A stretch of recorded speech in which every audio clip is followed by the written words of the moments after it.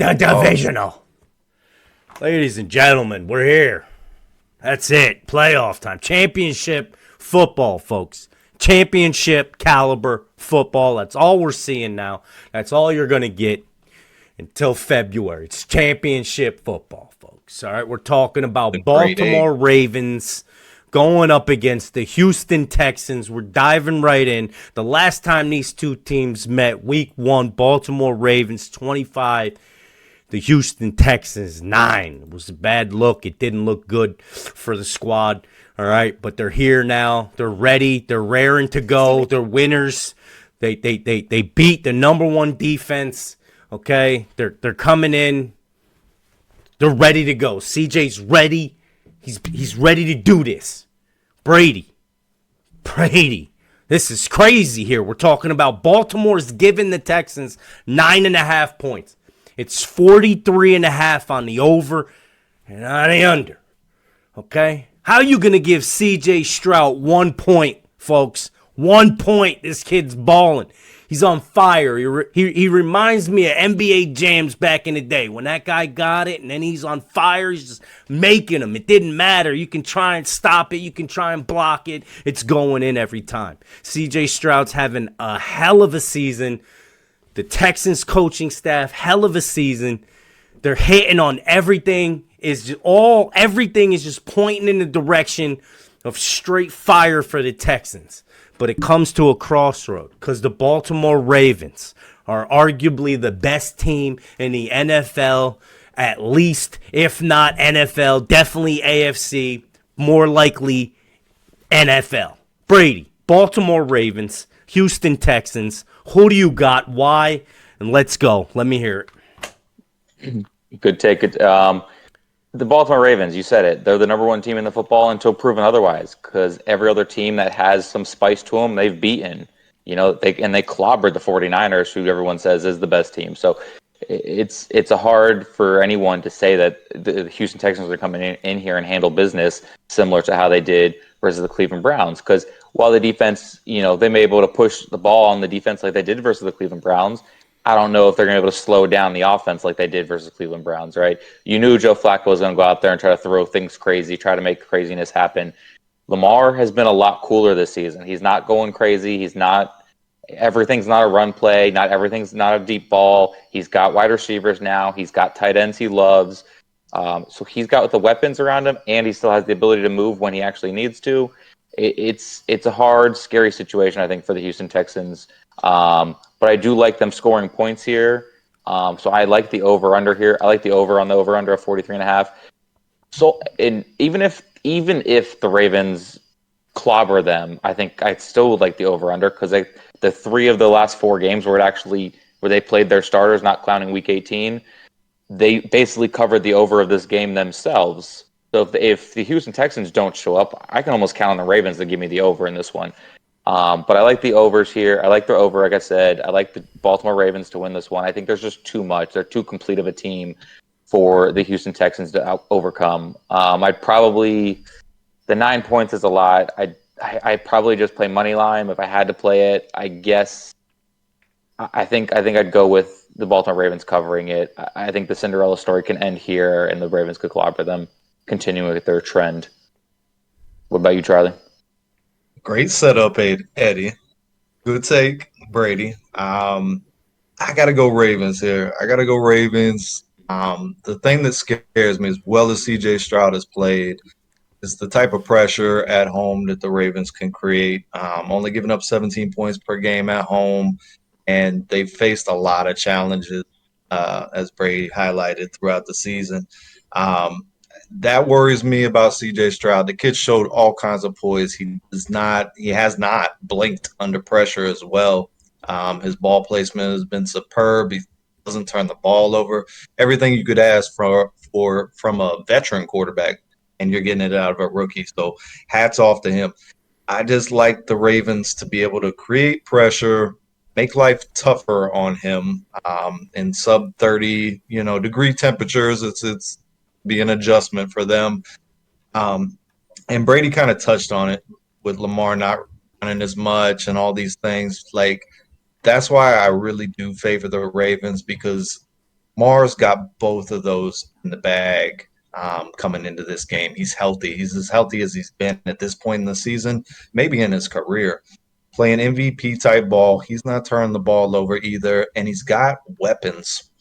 Usually, teams would try to, heat up Lamar, bring the blitz, and there really wasn't, dynamic athlete for him to get the ball too quick. Yeah, he could hit Mark Andrews, but that was basically it. Now you got Beckham out there making plays, you got Zay Flowers out there making plays, and you know what you're going to get out of the running back stable there. They're always going to do their work.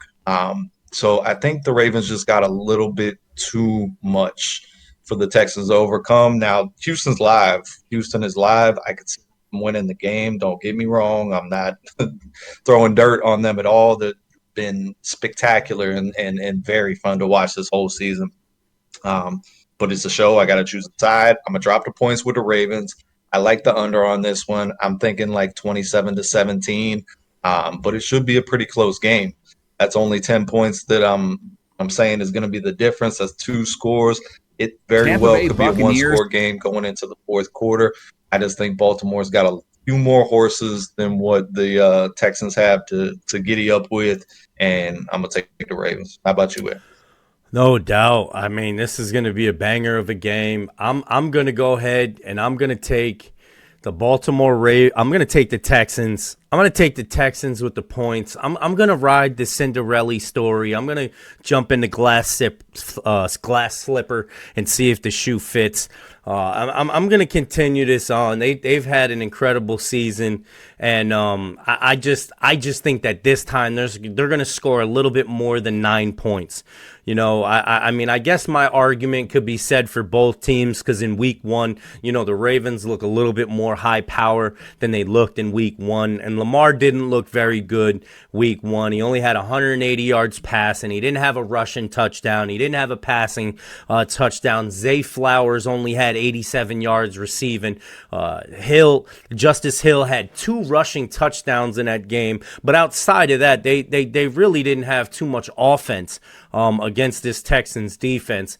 Arguably one of the best corners in the league this season. For the Houston Texans, and he's over there on that defensive sideline ready to go in. I just think that I've chosen some of the other guys, other teams, other guys because of situations such as this. And I just think that one of these, this is a Cinderella story, basically, that's able to captivate me enough to make the pick. And plus, I don't know if they can beat them by 9. I think you're right, Brady. They either mop them or it's a hell of a game. And I think the Texans cover. So that's what I'm running with. I'm going with the Texans covering here, and I'm also going to take the over. I'm going to take the over on this one. I thought I was going to change it up. I got Texans. I got it all written down. I thought I was going to change it up here, and I was going to take the under. But I'm going to go ahead with the over because I just don't know. Maybe CJ comes out and in this game and it's a lot different than the last game. 240-something yards passing, 0 touchdowns the last game. I think this game will be different.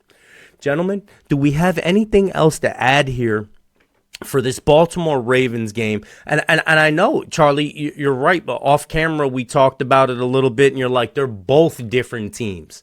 They're both Absolutely. different teams. And thinking about that statement, you're 100% correct. They are both different teams. And I think that it was a hell of a matchup before, and it's going to be another hell of a matchup, and definitely a matchup worth tuning into, folks. Yeah, and you got to watch out for Baltimore, possibly with some rust off the bye week, and they didn't play the starters the week before. That was the big question going into the final week of the season. Do you just, do you take off of live football for 2 straight weeks? Now, obviously, you're doing practices and all that stuff, game simulations, but nothing can simulate, game play. They were red hot coming into that situation. So there, there's an opening there for Houston, and that's kind of what drives me to the under as well, because I think there's going to be some acclamation on Houston's part, and I think there's going to be some acclamation and some rust on the part of the Ravens. So it could look similar to that game that we had at the beginning of the season. But I agree with you on your take where, I don't see the Texans being held to single digits in points. I definitely think that their offense has grown, the confidence has grown. So I do expect them to put up more than that. I'd be surprised. And Mark Andrews might make a guest appearance too. He's right on the cusp of coming back. That would be even yet another major lift for the Ravens coming into this one as well. So it's either way, it's going to be a hell of a game. No doubt. No, definitely a good football game. I think my hardest trouble is picturing, honestly, all season with the Houston Texans, is picturing how they're doing so good, because fundamentally for me, it just goes against everything I believe what you should do for a franchise, which is coaching carousel every year after year. Go get a new rookie quarterback or go replace the quarterback you just had. Like, especially then you're going to get a rookie quarterback, and then you're going to give him a defensive head coach.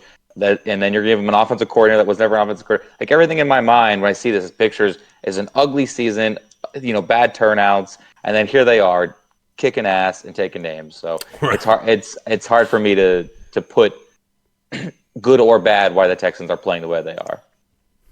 Yeah, right. Eddie highlighted it a couple of weeks back with the fact, just to play off of what you just said there with the coaching and the coordinators and rookie quarterback. We always talk, and me and Eddie have talked, and we both agree that, like, not big fan of going out in free agency and bringing all these pieces in and stuff and just expecting it to work. We've seen it, flop quite a few times, and that's another thing that the Texans were able to do. But I think you just look at what if you just watch a full game of C.J. Stroud, just pick one this year. Just pick one. You can see why they're where they're at this point in the season, because the kid is he's poised, he's locked in, the accuracy is laser, and you can tell he elevates the play of everybody around him. Very consistent. From his leadership qualities on the field. So consistent. So consistent.